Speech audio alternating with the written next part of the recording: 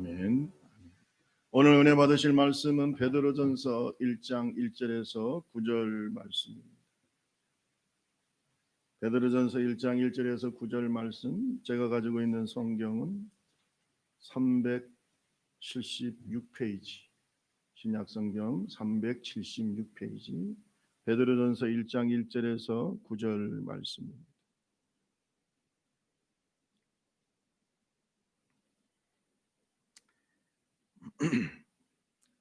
귀한 말씀을 우리 한 절씩 읽겠습니다.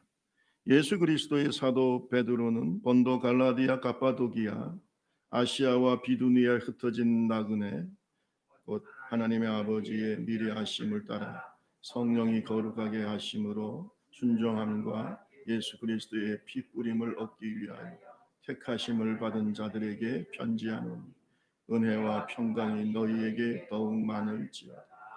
우리 주 예수 그리스도의 아버지 하나님을 찬송하리로다. 그의 많으신 긍휼대로 예수 그리스도를 죽은 자 가운데서 부활하게 하심으로 말미암아 우리를 거듭나게 하사 산 소망이 있게 하시며 썩지 않고 더럽지 않고 죄하지 아니하는 유업을 있게 하시나니 곧 너희를 위하여 하늘에 간직하신 것이라. 너희는 말세에 나타내기로 예비하신 구원을 얻기 위하여 믿음으로 말미암아 하나님의 능력으로 보호하심을 받았느니라. 그러므로 너희가 여러 시험으로 말미암아 잠깐 근심하게 되지 않을 수 없으나 오히려 크게 기뻐하는도다. 너희의 믿음의 확실함은 불로 연단하여도 없어질 금보다 더 귀하여 예수 그리스도께서 나타나실 때에 칭찬과 영광과 존귀를 얻게 할 것이니라. 예수 그리스도 너희가 보지 아니하였으나 사랑하는도다. 이제도 보지 못하나 믿고 말할 수 없는 영광스러운 즐거움으로 기뻐. 같이 읽습니다. 믿음의 결국 곧 영혼의 구원을 받음이라. 아멘.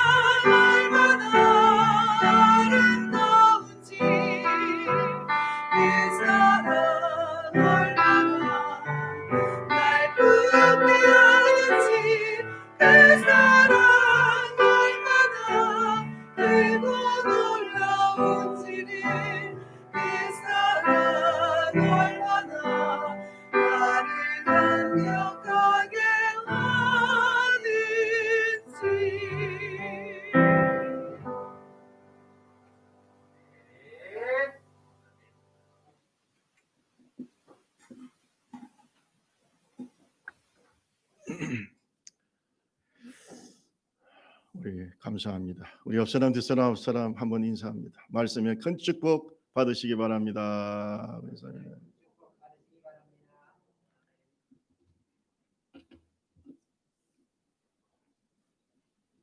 오늘은 종교개혁 주일입니다. 원래 종교개혁일은 10월 31일입니다. 근데 주일로 따지면 오늘이 종교개혁 주일입니다. 1518년 네덜란드 가톨릭 신자였고 또 학자였던 에라스무스는 그 당시 로마 교황청에 대해서 이렇게 평가를 했습니다. 로마 교황청이 얼마나 뻔뻔스러운지 그 뻔뻔스러움이 절정에 달했다. 그들의 타락과 부도덕함에 대해서 이것은 교황들뿐만 아니라 모든 사제들에게도 그랬어요. 그래서 이런 말이 흔히 그때 사용됐다고 합니다. 아들을 망치고 싶으면 사제를 만들어라. 그 당시 사회가 얼마나 또 신앙이 얼마나 타락했고 교회가 얼마나 구제불능이었는가 이런 말까지 나왔다는 거예요. 영국의 경우를 보면은요, 그 영국의 전체 인구 중에 교직자, 다시 말해서 그 신부들이겠죠. 그 신부들이 차지하는 비율이 한 2% 미만이었다고 합니다. 2% 미만. 그런데 1499년에 성적인 범죄로 말미암아 고발당하는 경우가 굉장히 많았다. 그래서 범죄자가 교직자인 경우 전체의 약 23%에 해당합니다.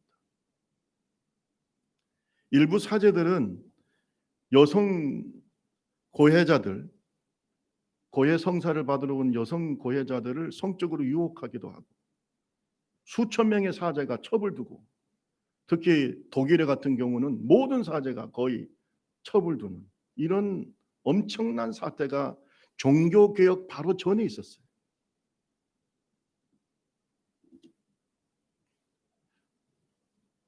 당시 가톨릭 교회의 세속화에 대해서 한 스페인 사람은 이런 말을 했다고 합니다. 내가 알기로는 돈이 없으면 그리스도의 봉사자들로부터 거의 아무것도 얻지 못한다. 세대 받을 때도 돈 내야 되고 결혼할 때도 돈 내야 되고 고해 성사할 때도 돈을 내야 되고 심지어 돈 내지 않으면 종부성사라는 게 있어요. 여러분 아마 캐톨릭 다녔던 분들 알 수 있는데 이 종부성사는 임종 예배를 말합니다. 우리가 알아 임종 예배. 임종 예배 때도 돈을 내야 돼.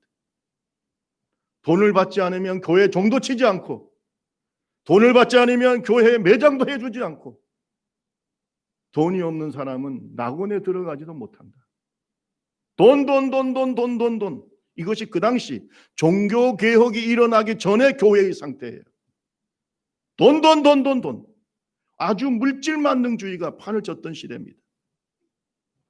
요즘 우리가 자꾸 종교개혁, 우리 개신교에 대해서 또 가톨릭과 비교해가지고 개신교가 좀 뭐 여러 가지로 뭐 가볍다, 뭐 우리는 작은 집이다 그러지만 여러분 종교개혁을 할 수밖에 없었던 이유가 있는 겁니다. 그때와 우리 사회를 지금 상태를 한번 보세요. 지금 그때와 우리 한국교회의 현실을 한번 보세요. 비교해 보세요. 우리의 신앙과 그때의 신앙을 한번 비교해 보세요. 돈이 없으면 아무것도 못해.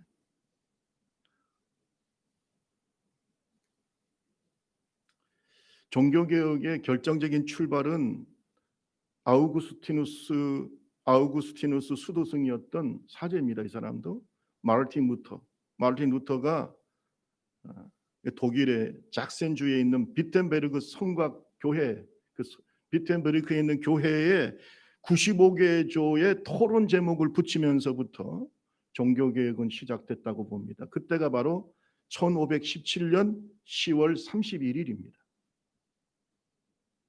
여러분 이때 마르틴 루터는 가톨릭 사제였을 뿐만 아니라 비텐베르그 대학교에서 성경을 가르치는 교수님이었어요. 아주 성경을 잘 가르쳐서 굉장히 유명했다고 합니다. 그런데 그가 로마서를 연구할 때 보니까 아무것도 이게 그 당시 로마 카톨릭의 교리가 성경에 맞지가 않아요. 그런데 이 마르틴 루터의 진짜 머리 뚜껑을 열게 만들고 분노를 완전히 촉발시켰던 일이 있어요. 그게 뭐냐면 그 독일 지방에 요한 테칠이라고 하는 신부가 와가지고 교황청에서 보낸 사람인데, 성 베드로 성당을 지을 때 필요한 돈을 걷기 위해서 헌금을 강요하고 있었어요. 그때 그가 했던 행위가 바로 면죄부를 판 겁니다. 따라합시다. 면죄부. 이 면죄부에 대해서 여러분 아마 이제 아실 거예요, 많이. 이 면죄를 판매하는 행위가 마르틴 루터의 진짜 완전히 우리가 흔히 말하면 꼭지를 돌게 만들고 완전히 분노를 완전히 그냥 폭발시켜 버렸어요. 사람들은 교황이 준 이 면죄부에 대해서 이런 말까지 했어요. 헌금괴에 주화가 동전이 땡그랑 떨어지는 그 소리와 함께 연옥에 있는 영혼이 천국으로 간다. 연옥은 우리가 인정하지 않지만은 지옥과 천국의 중간 상태를 연옥이라고 그래요. 그건 가톨릭에서 만든 교리예요. 제가 여러분한테 연옥에 대해서 한 번도 설교한 적이 없잖아요.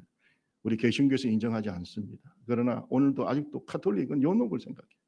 중간 단계입니다. 그래서 그 연옥에 있는 영혼들이 거기서 훈련받고 있는데 밑에서 자식들이나 또는 뭐 동료들이나 또 친척들이 그저 헌금을 그 연옥에 있는 영혼들을 위해서 하면은 땡그랑 소리가 헌금궤에 들어가는 그 순간에 그 영혼은 용수철처럼 튀어서 천국 간다는 거예요. 여러분, 만약에 그것이 사실이라면 헌금할까요, 안 할까요? 왜 반응들이 없어요? 할까요, 안 할까요? 하겠죠. 저라도 안 하겠습니까? 연옥에서 훈련받고 있는 영혼이 내가 헌금을 하면은 천국으로 뛰어 올라간다면 누가 안 하겠어요? 목적은 여러 가지가 있었어요. 그 중에 하나가 가장 큰 것이 성 베드로 성당을 짓는데 돈이 부족하니까 그 건축 헌금을 거둔 거예요.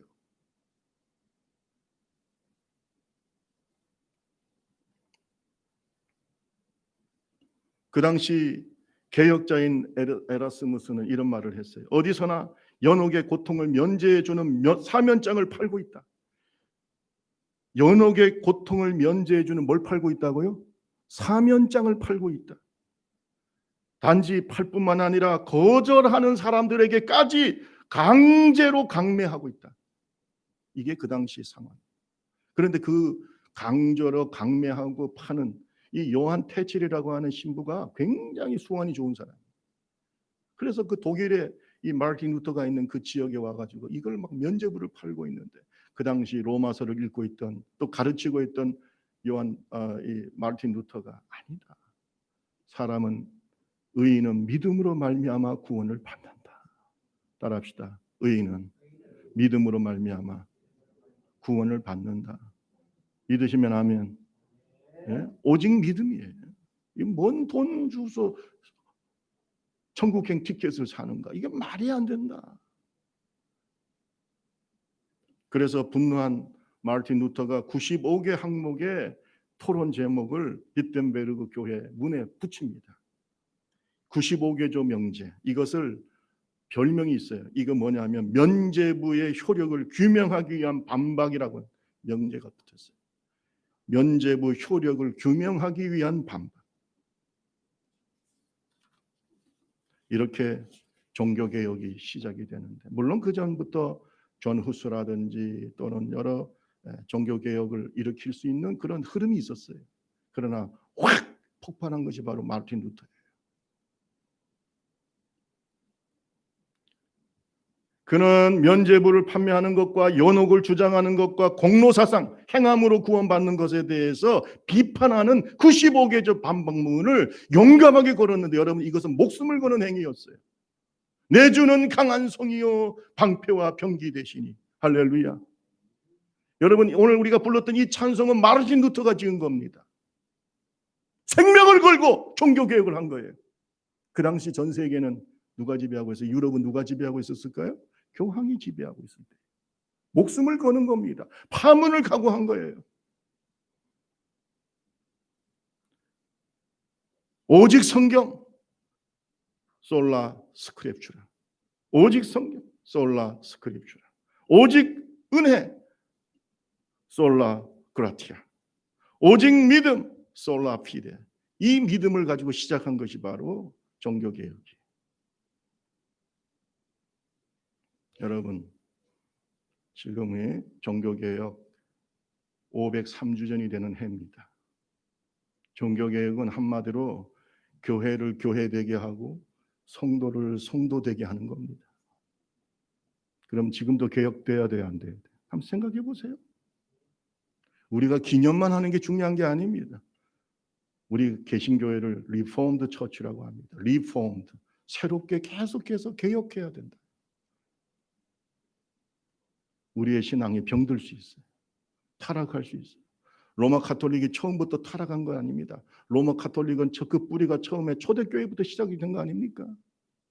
그러나 세월이 흘러가면서 돈을 사랑하고 명예를 사랑하고 교회 직분이 봉사직이 아니라 권위직이 되고 심지어 돈으로 성직을 사고 돈으로 구원도 사고 이렇게 된 거예요, 아니에요? 지금 우리 한국교회를 보세요. 여러분 어떻게 생각하세요? 개혁돼야 돼요, 안 돼야 돼요? 우리의 신앙은 개혁돼야 돼요, 안 돼야 돼요? 다른 교회를 뭘 할 거 없어요. 우리부터 생각하자 이거예요. 여러분, 면죄부로 사는 것은 더 이상 회개가 필요 없다는 겁니다. 회개를 강조하지 않는 겁니다. 여러분 잘 들으세요. 회개의 눈물이 마를 때 그 신앙은 병들게 돼 있어요. 왜? 우리는 죄인이기 때문에. 우리는 끊임없이 개혁돼야 되고 성장해야 되고 변화돼야 되고 예수 닮아가야 되고 아멘 할 때까지 계속 할 거예요. 우리는 완벽하지 않고 아멘 좀 하세요. 예? 회개가 필요 없는 사람은 완전한 사람이에요. 우리 교회도 끊임없이 개혁돼야 되는 겁니다. 회개해야 됩니다. 한국교회도 회개해야 됩니다. 근데 더 이상 회개할 것이 없다는 게 바로 면죄부 파는 거 아닙니까? 돈으로도 얼마든지 할 수 있는데 왜 회개하게 시끄럽게, 왜 그렇게 힘들게 회개하겠습니까? 돈만 내면 되는데. 이게 바로 종교개혁을 일으킨 원인입니다. 여러분도 지금도 그렇게 생각합니까? 돈만 있으면 다 될 것 같습니까?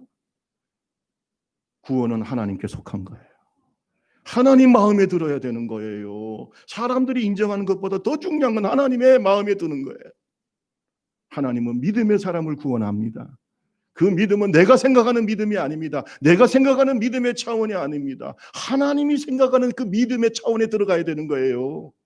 오늘 저와 여러분이 구원받을 믿음이 있기를 주님의 이름으로 축원합니다. 솔라 피데, 오직 믿음으로 구원받는다는 이 종교개혁의 정신. 올라 스크립처라, 솔라 스크립처라, 오직 성경. 할렐루야. 오직 하나님의 영광을 위해서 우리의 이 신앙을 회복하는 우리 좁은 길 교회가 되기를 주님의 이름으로 축원합니다. 여러분, 종교개혁은 결국은 성도의 정체성을 회복하려고 하는 겁니다. 교회의 정체성을 회복하는 겁니다. 우리는 이 세상에 살지만 세상에 속한 사람들이 아닙니다. 우리 성도의 정체성은 무엇일까요? 오늘 베드로 사도는 우리에게 명확하게 세 가지로 얘기하고 있어요. 따라합시다. 우리는, 크게 따라하세요. 우리는 세상에서 나그네입니다. 뭐라고요? 나그네예요. 인생은 나그네 길, 어디서 왔다가 어디로 가는가. 인생은 벌거숭이, 빈손으로 왔다가 빈손으로 가는가. 제가 이렇게 부르니까 이게 찬송가인 줄 아는 사람이 있어요. 여러분, 옛날에 그 최희준 씨가 부른 학습생이라는 유행가죠. 제가 이 노래를 참 좋아합니다. 옛날부터 많이 불렀던 유행가 중에 하나인데, 인생은 나그네 길, 어디서 와서 어디로 가는가. 구름이 흘러가듯 또 놀다 가는 길에 정일랑 두지 말자, 미련일랑 두지 말자. 인생은 나그네 길, 구름이 흘러가듯 정처 없이 흘러만 간다. 인생은 벌거숭이, 빈손으로 왔다가 빈손으로 가는가. 강물이 흘러가듯 여울져 가는 길에 정일랑 두지 말자, 미련일랑 두지 말자. 인생은 벌거숭이 강물이 흘러가듯 소리 없이 흘러서 간다. 찬송가가 아닙니다. 일반적으로 깨어있고 뭔가 깊은 자기의 인생을 성취하려는 철학적 마음을 가진 사람은 인생이 나그네라는 걸 다 인정하는 거죠. 다 놓고 가는 것이죠. 여러분, 물론 인생은 나그네입니다. 그러나 세상 사람들이 말하는 나그네라고 하는 그 인생에 대한 나그네라는 생각과 성경에서 말하는 나그네는 좀 의미가 다릅니다. 우리 성경을 한번 읽어볼까요? 1장 1절에서 3절입니다. 예수 그리스도의 사도 베드로는 본도, 갈라디아, 갑바도기아, 아시아와 비두니아에 흩어진 나그네 2절부터 시작. 하나님의 아버지의 미리 아심을 따라 성령이 거룩하게 하심으로 순종함과 예수 그리스도의 피뿌림을 얻기 위하여 택하심 받은 자들에게 편지하노니 은혜와 평강이 너희에게 더욱 많을지어다. 우리 주 예수 그리스도의 하나님 아버지를 찬송하리로다. 그의 많으신 긍휼대로 예수 그리스도를 죽은 자 가운데서 부활하게 하심으로 말미암아 우리를 거듭나게 하사 뭐가 있게 하시고 산 소망이 있게. 여러분, 성경이 말하는 우리 성도의 정체성이 뭡니까? 나그네입니다. 근데 나그네, 그냥 최희순 씨가 말하는 일반적으로 인생들이 생각하는 나그네, 어디서 왔다 어디로 가는지 모른다고 하는 나그네가 아니라 우리는 어디서 와서 어디로 가는지를 분명하게 아는 나그네, 하나님의 택하심을 받은 나그네, 산소망, 우리가 가는 천국, 저 본향을 향해서 목적지가 분명한 나그네. 세상이 말하는 나그네 그거 아니에요. 여러분 한번 물어봅시다. 이스라엘 백성들이 애굽에서 나와서 가나안 땅으로 갈 때 목적지가 분명했어요, 안 했어요? 그들은 나그네였어요. 40년 동안 광야 생활하면서 나그네같이 살았어요. 텐트 치고 살고 집을 짓지 않았습니다. 그저 불기둥과 구름기둥의 인도함을 받아서 나그네까지 구름같이 흘러다녔어요. 그러나 그들에게는 가야 될 분명한 목적지가 있었고 그들을 인도하시는 목자 되신 하나님이 계셨고 그 하나님의 명령을 따라 모세 주의 종이 이스라엘 백성들을 인도했던 교회였다는 사실을 믿으시기를 주님의 이름으로 축원합니다. 우리는 나그네입니다. 이 땅이 광야 같은 세상이 우리의 본향이 아닙니다. 여러분, 이 땅에서 복 받지 말라는 거 아닙니다. 우리가 이 땅에서 아파트도 사지 말라는 거 아닙니다. 이 땅에서 땅도 사지 말라는 거 아닙니다. 목사님 어차피 죽을 인생인데 이 땅에서 누리는 거 나는 안 누릴래. 그렇게 금욕주의를 주장하는 게 아닙니다. 이 땅의 것 하나님이 주신 것을 누리되 하늘의 소망을 잊지 말라는 겁니다. 내가 나그네라고 하는 정체성을 잃지 말라는 것입니다. 나는 나그네입니다. 이 땅에 사는 동안에 우리가 하나님이 주시는 복락을 누려야 되겠지만 하늘의 영광과 그 산 소망을 바라보며 살으라는 거죠. 내 영혼의 때, 부활의 때, 내 영혼의 때를 생각하면서 살으라는 겁니다. 목적의식을 분명하게 가지라는 것입니다. 나의 정체성, 아이덴티티가 무엇인지 분명히 알고 살아라는 거예요. 여러분, 정체성을 분명하게 아는 사람하고 모르는 사람은 천지 차이의 인생관을 가지고 있어요. 목적의식이 없는 사람들은요, 인생을 함부로 살아요. 여러분, 물어봅시다. 우리의 신앙의 목적이 이 땅입니까? 하늘나라입니까? 그걸 분명하게 하세요. 하늘나라를 목적으로 한다면 우리는 나그네인 거예요. 우리는 순례자들인 거예요. 우리는 광야 생활하는 영적인 이스라엘 백성들인 거예요.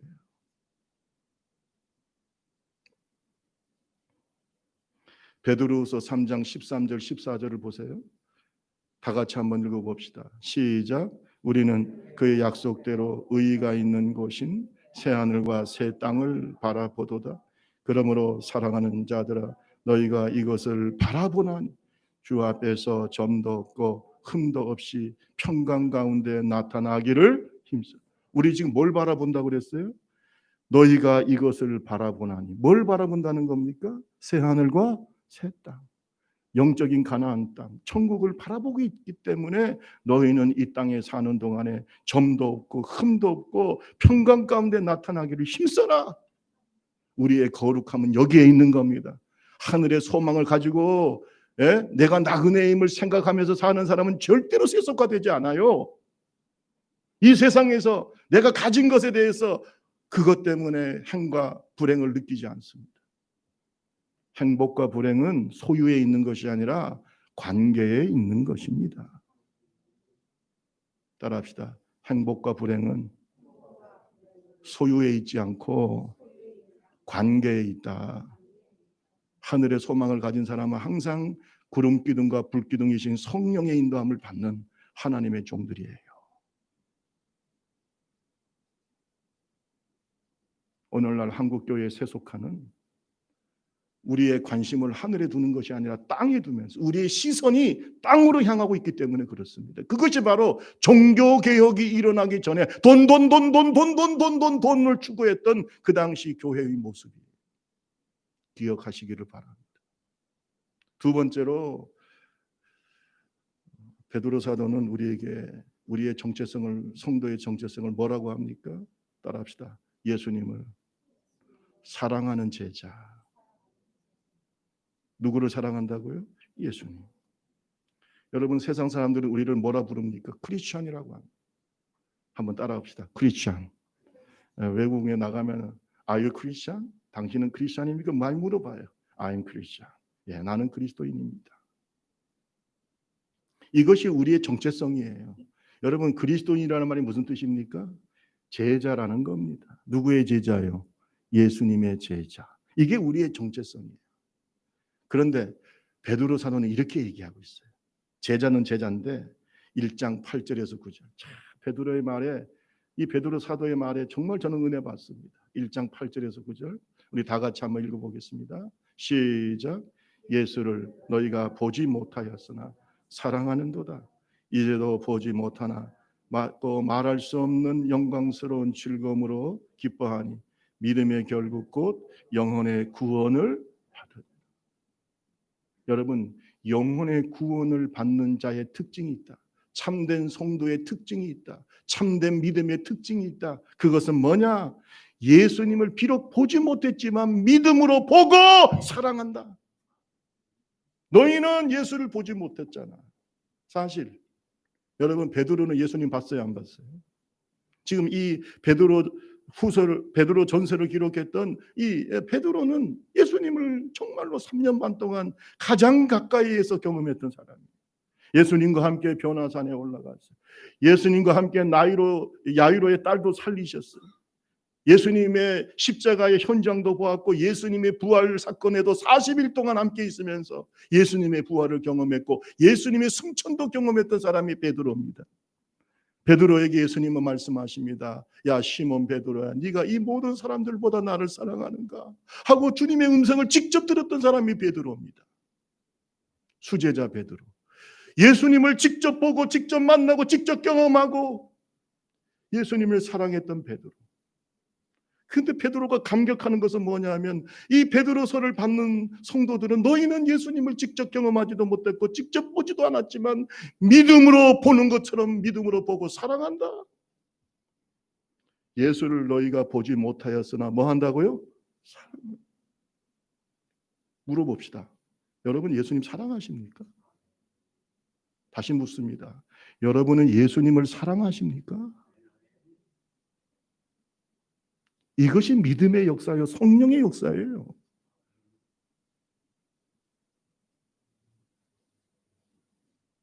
성도는 예수님을 진심으로 사랑하는 제자입니다. 아니면 구원을 못 받습니다. 왜?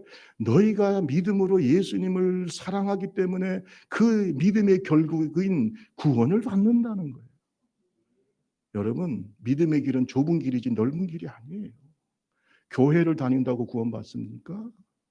성도가 돼야 구원받습니다. 제자가 돼야 구원받습니다. 저는 분명히 말씀드렸습니다. 나중에 천국 가든 지옥 가든 우리가 하나님을 만날 텐데 김상배 목사가 가르치지 않았다고 말하지 마십시오.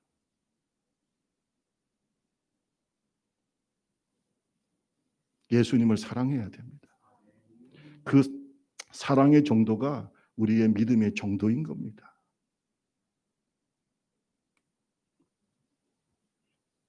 믿음은 뭐라고 그랬어요? 우리 히브리서 11장 1절에 믿음은 바라는 것들의 실상이다.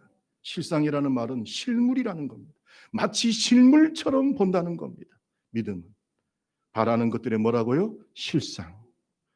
보이지 않는 것들의 증거, 확증이고 보증이라는 것입니다. 믿음이 있는 사람은 그 말씀을 믿는 것입니다. 마치 보는 것처럼 믿는 겁니다. 만진 것처럼 믿는 겁니다. 천국은 안 가봤지만 하나님의 말씀을 믿기 때문에 천국을 보는 것처럼 믿는 겁니다. 예수님을 우리가 직접 육신적으로 보지 않았지만 성령을 통해서 우리의 마음속에 믿음으로 예수님을 마치 보는 것처럼 사랑하는 겁니다. 그게 바로 성도예요. 여러분, 성령님은 하나님의 영이시고 진리의 영이시고, 따라합시다. 성령님은 예수의 영이시다. 예수의 영입니다. 우리는 성령을 통해서 예수님을 느끼는 겁니다. 예수님을 경험하는 겁니다. 로마서 8장 9절에 만일 너희 속에 하나님의 영이 거하시면 너희가 육신에 있지 아니하고 영에 있나니. 같이 한번 누구든지 시작. 누구든지 그리스도의 영이 없으면 그리스도의 사람이 아니라고 그랬잖아요. 성령으로 예수님을 경험하고 예수님을 사랑하지 않는 사람은 믿음이 없는 사람.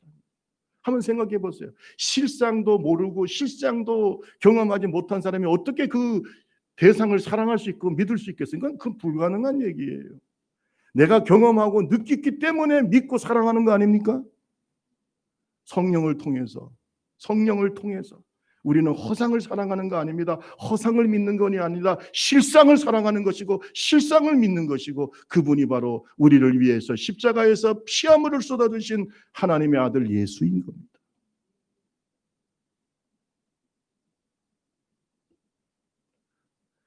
마르틴 루터가 로마서를 아무리 읽어봐도 면죄부 사서 구원받는다는 말이 없어요. 그 당시 로마 가톨릭 교회는 그 면죄부를 팔아서 수십억의 그 돈을 거두면서 아무리 성경을 읽어봐도 아니요, 의인은 오직 뭘로 살아요? 믿음으로 말미암아 살리라. 예수를 믿음으로, 예수님을 사랑함으로 구원을 받잖아요. 예수님 사랑합시다. 여러분, 저는요, 여러분에게 신앙에 대해서 미사여구 쓰고 싶지 않아요. 설학적, 신학적 논리를 얘기하고 싶지 않아요. 그것은 여러분이 예수님을 사랑하는 것으로 끝나는 거예요. 그것이 바로 종교개혁의 정신이에요. 오직 예수. 여러분, 우리의 신앙에 오직 예수, 오직 성경, 오직 하나님의 영광, 오직 믿음 위에 다 버리세요. 그것이 우리를 병들게 만드는 거예요.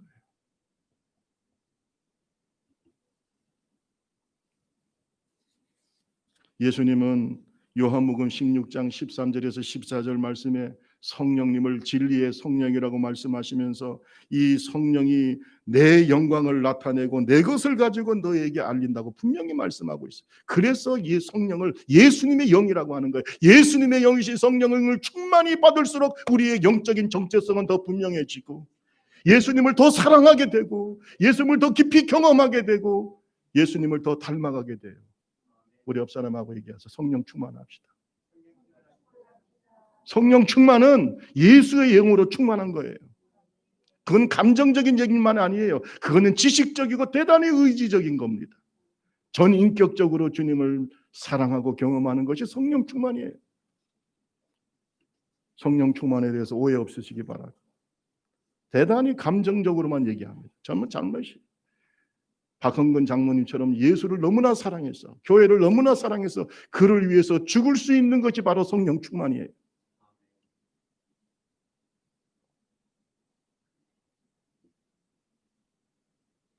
마지막으로 성도의 정체성은 무엇일까요? 따라합시다. 믿음의 시련을 이기는 최후의 승리자. 사람은 끝이 좋아야 돼요. 그래야 안 그래요? 성령으로 시작해서 뭘로 맞춰야 돼요? 성령으로 맞춰줘요. 저는 어떤 성도님들을 만나면 옛날 얘기를 참 많이 해요. 여러분, 심리학에서요, 옛날 얘기 많이 하는 사람들은요, 현실에 만족감이 없는 사람이에요. 그렇다고 해서 제가 모든 사람이 그렇다는 건 아니고, 뭐 옛날을 추억하면서 좋아서 얘기하는 사람도 있겠지만, 계속해서 옛날 얘기만 하는 사람들은요, 그 사람은 과거에 고착된 사람이에요. 미래가 있어요, 없어요? 미래 없어요. 그거는 자기가 현실에 만족을 못 느끼기 때문에 그런 거예요. 현실에 자기가 싫은 거예요. 옛날 자기가 너무 좋은 거야. 이게 심리학적으로 그래요. 한번 생각해 보세요. 옛날에 공부를 잘했어. 초등학교 또 중학교, 고등학교 때 탑을 놓치지 않았어. 그런데 사회에서 잘 안 됐어. 실패했어. 지금 너무나 가난하게 살고 좌절을 느껴. 이런 사람들은 사람들을 만나면 무슨 얘기 할까요? 지금 얘기할까요? 옛날에 내가 말이지 시험만 치면 100점이요. 이런 얘기, 옛날 얘기 계속 하는 거예요. 옛날 얘기. 제가 제일 답답한 성도는 옛날 은혜 받은 얘기. 물론 간증이기 때문에 가끔씩 괜찮은데 지금도 충만해야지. 아멘. 지금도 이겨야지. 지금 내 신앙이 성장해야지. 왜 옛날 얘기만 합니까? 여러분, 교회도요, 옛날 교회 얘기만 자꾸 하지 마세요. 교훈을 얻고 우리가 추억하는 건 좋지만 미래를 얘기해야 돼요. 다음 세대를 위해서 투자하고 다음 세대를 우리가 걱정하고 다음 세대를 위해서 전도하고 미래를 생각해야 돼요. 우리 교회가 젊어지기를 바랍니다. 믿음이 어디 있냐 이거예요. 우리의 믿음. 우리의 믿음은 고난을 이기는 승리에서 나타나는 겁니다. 이번 코로나19의 그 과정을 거치면서 교회적으로 한국 교회가 굉장히 많은 반성을 하고 있어요. 회개를 하고 있어요. 사실은 목사님들도 만나보면 굉장히 이번에 우리의 신앙이 굉장히 많이 드러났어요.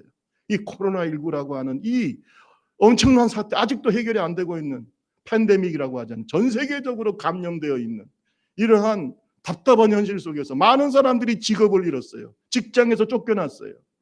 우리 교회는 그래도 좀 감사합니다만 다른 분들 보면은요, 엄청나게 많은 사람들이 문을 닫았어요. 자영업자들 문 닫고, 예, 또 직장에서 쫓겨나기도 하고, 심지어 교회도요, 예, 인건비가 너무 힘드니까, 예, 목회자들, 전도사님들이나 부목사님들도 어쩔 수 없이 교회에서 나가는 일도 있었고요. 그런 일들이 지금 한국에서 너무나 많이 일어나고 있잖아요. 여러분, 그 중에서 기독교인들이 있을까요, 없을까요? 코로나19라고 하는 그 고난 속에서 우리의 믿음이 드러나고 있어요. 에이, 이거 예수 믿어도 소용없네. 교회 떠나는 사람도 있을 수 있어요. 그 사람을 믿음이 있다고 말할 수 있습니까? 왜 하나님은 우리에게 이런 코로나라고 하는 저주를 주셨어? 하고 고난을 부정적으로 해석하면서 신앙을 떠나는 사람도 있을 수 있겠지요. 그 사람의 믿음을 과연 좋은 믿음이라고 누가 말할 수 있습니까? 그렇게 생각한다면 베드로 사도 시대 때 그 초대교회 목숨을 잃어가는 사람들이 수없이 많아졌던, 순교자가 네로 황제 때 수없이 많았고 베드로도 네로 황제에 의해서 거꾸로 십자가에 못 박혀 죽었고 바울 사도는 목배임을 당했고 수많은 주의 종들이 순교하고 있는 그 시대에는 뭐라고 설명하겠습니까? 뭐라고? 그때 그 신앙을 지킨 사람들은 뭐라고 얘기하겠습니까? 마르틴 루터가 목숨을 걸고 종교개혁을 일으켰던 그 시대의 믿음의 사람들을 우리가 뭐라고 얘기하겠습니까? 6.25 때 박헌근 장로님 비롯해서 수많은 순교자들이 목숨 걸고 나는 고난을 당하도 절대로 예수는 놓을 수가 없다. 따라합시다. 죽어도, 크게 따라하세요. 죽어도 예수를 놓을 수 없다. 아멘. 왜? 예수님은 생명이니까. 내가 곧 길이고 진리고 뭐라고요? 생명이니까. 예수를 놓을 수 없다고 얘기했던 사람들은 과연 무엇일까요? 우리의 신앙의 정체성은 고난을 이기는 데서 나타나는 거예요. 너무나 허약한 한국교회, 너무나 허약한 우리의 신앙. 지금 이 종교개혁 기회를 맞이해서 한 번쯤 더 생각해 봐야 돼. 과연 이 신앙으로 구원받을 수 있을까? 과연 이 믿음으로 예수님 앞에 설 수 있을까? 과연 이런 엄청나게 연약하고 나약한 우리의 신앙 가지고 예수님의 못자국난 손을 잡을 수 있을까?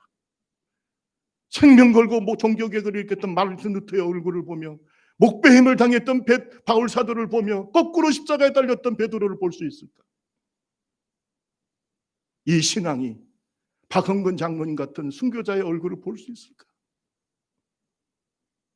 어떤 사람들은 말합니다. 지금은 참 예수 믿기 좋은 시대라고 얘기합니다. 저는 거꾸로 생각합니다. 지금이야말로 예수를 잘 믿기가 너무나 어려운 시대입니다. 너무나 허약한 신앙입니다. 예수를 경험하지 않았어요. 세상을 이길 수 있는 힘도 없어요. 고난을 이길 수 있는 힘도 없어요. 그것은 최후의 승자가 될 수가 없어요. 목숨 걸고 예수 믿읍시다. 목숨 걸고 예수 믿읍시다. 여러분의 구원을 누가 확신해 줄 수 있어요?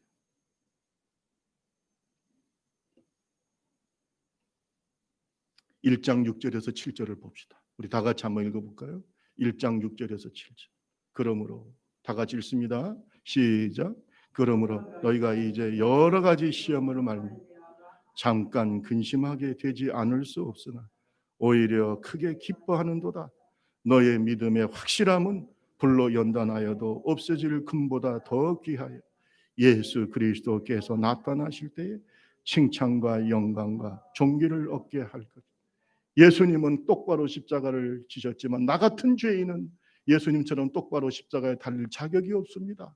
거꾸로 십자가에 달려 순교했던 베드로가 우리에게 말하고 있습니다. 너희가 여러 가지 시험을 당해서 잠깐 근심할 수 있으나 오히려 크게 기뻐하는 너의 믿음이 바로 성도의 정체성이다. 아멘. 따라합시다. 고난 가운데서 크게 기뻐하는 사람. 아멘. 물론 근심할 수 있어요. 사람이니까 근심할 수 있어. 그러나 믿음으로 생각해보고 믿음으로 극복하면서 크게 기뻐한다. 왜? 이러한 믿음의 고난을 내가 잘 이길 때에 예수님께서 나타나실 때, 재림하실 때 나에게 칭찬과 영광과 존귀가 있을 거다. 하늘나라의 상급을 바라보는 이 믿음, 최후의 승리를 믿는 이 믿음, 이 믿음이 진짜 배기 믿음이다. 우리 옆사람하고 합시다. 최후의 승리를 믿읍시다. 시작. 최후의 웃는 자가 됩시다. 최후의 웃는 자가 크게 웃습니다. 여러분, 성령으로 시작했다 육체로 마치는 자들이 너무나 많은 시대입니다. 경건의 모양은 있는데 경건의 능력이 너무나 없는 시대입니다. 어떤 신학자는 말합니다. 오늘날 이 시대에 마르틴 루터가 어디 있는가? 오늘날 우리 한국교회의 개혁을 부르짖을 마르틴 루터가 어디 있는가를 얘기하고 있는 시대입니다. 한국교회가 더 이상 회개하지 못하는 시대라고 합니다. 과연 한국교회의 변화의 가능성이 있는가를 한탄하는 시대입니다. 코로나19는 어떤 면에서는 하나님의 경고의 메시지입니다. 아멘. 어떤 때는 이 코로나19가 우리의 신앙을 새롭게 할 수 있는 믿음의 연단이 될 수 있어요. 이 믿음의 연단 속에서 금같이 빛나는 신앙이 되기를 주님의 이름으로 축원합니다.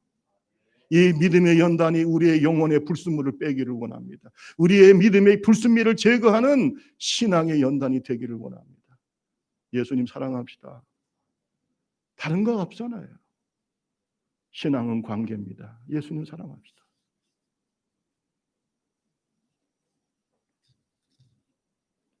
죽음 앞에서 참된 믿음을 가진 자와 믿음이 없는 자의 차이가 너무나 많습니다. 최후의 승리자와 최후의 패배자가 너무나 차이가 큽니다. 프랑스 계몽주의의 대표적인 작가이자 철학자였고 사상가였던 볼테르는 죽을 때 이런 말을 했어요. 나는 하나님과 사람 앞에서 버림을 당했다. 나는 지옥으로 간다. 영국의 대법관이었던 그리고 무신론자였던 토마스 스코트 경은 이런 말을 했어요. 나는 하나님도 지옥도 없는 줄 알았다. 그러나 이제는 안다. 나는 멸망으로 들어간다. 최후의 패배자의 모습이에요. 그러나 하나님 앞에 산 소망을 가지고 승리했던 승리자의 고백은 이렇게 나타납니다. D.L. 무디, 미국을 변화시켰던 위대한 전도자 D.L. 무디는 이런 얘기를 하고 있습니다. 어떤 날에 D.L. 무디가 죽었다는 소식을 신문을 통해서 읽을 터인데 당신들은 그 말을 믿지 마세요. 그때에 내가 죽은 것이 아니라 지금보다 오히려 더 잘 살게 된 것뿐입니다. 땅은 물러가고 하늘이 열리는 날입니다. 뭐가 열린다고요? 어떤 순교자는 이런 말을 했습니다. 주님은 내가 지킬 수 없는 생명은 빼앗아 가시고 내가 절대로 잃을 수 없는 생명을 주셨다. 예수 천당 불신 지옥으로 유명했던 일제강점기 모든 고난을 이겨내고 80개 이상의 교회를 세웠던 예수를 미치도록 사랑했던 능력 있는 전도자 최권능 목사님. 얼마나 권능이 많았으면 이름을 최권능이라고 했어요. 원래 이름은 최봉석입니다. 최권능 목사님은 1944년 형무소에서 예수님을 전하다가 형무소에 잡혀가지고 여러 가지 고난을 당하고 여러 가지 고문을 당하시고, 그러나 40일 동안 금식 기도를 그 감옥 속에서 하시다가 병보석으로 잠깐 풀려났어요. 그리고 난 다음에 하늘나라 가셨는데 그 숨을 거두기 전에 많은 자기 친척들, 친지들, 가족들, 성도들이 보는 앞에서 이런 말을 했어요. 하늘에서 전보가 왔다. 나를 오라고. 하늘에서 뭐가 왔다고요? 나를 오라고. 봉서가, 최봉석 목사야, 이제 와라.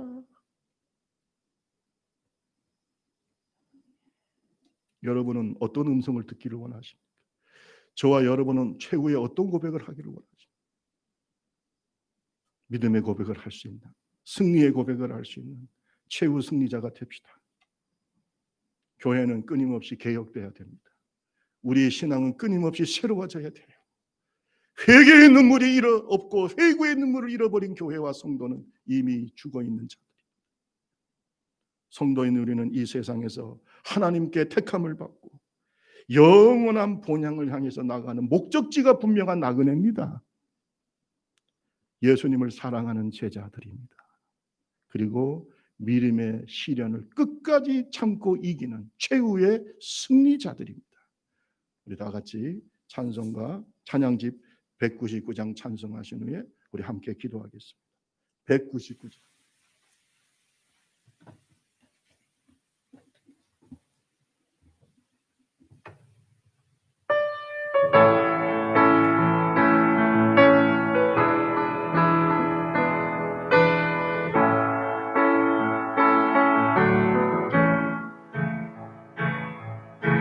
내 마음에 주 하나님 사랑이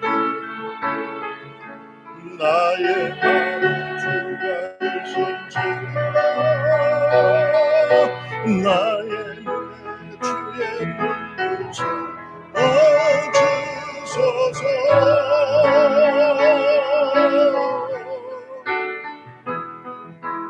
내 입술에 찬양합니다 그 손에는 주가 손들이 나의 삶의 주의 온전한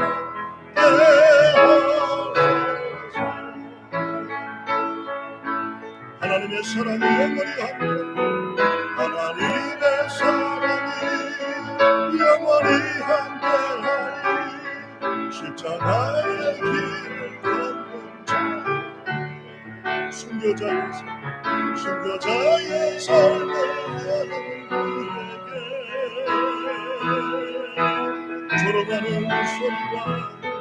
저러가는 소리가 세상 유혹성에도 주의 순결한 신부가 되리라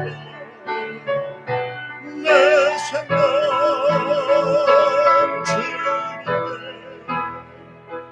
주님의 하나님의 사랑이 영원히 함께하리라 하나님의 사랑이 영원히 함께하리 십자가의 길을 걷는 자 순교자의 삶을 사는 이에게 초롱하는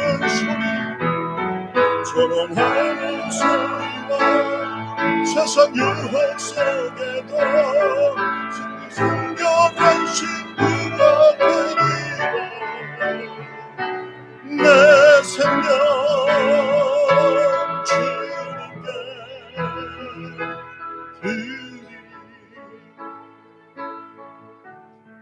우리의 신앙이 개혁되기 원합니다. 우리 좁은길교회가 개혁되기 원합니다. 대한민국의 교회가 개혁되기를 원합니다. 종교개혁주의를 맞이해서 우리 신앙을 돌아보는 믿음의 기도를 하기를 원합니다. 우리 다같이 말씀 생각하시면서 기도하겠습니다. 좋으신 하나님 아버지 감사합니다. 이 시간에 우리와 함께 성령으로 충만합니다.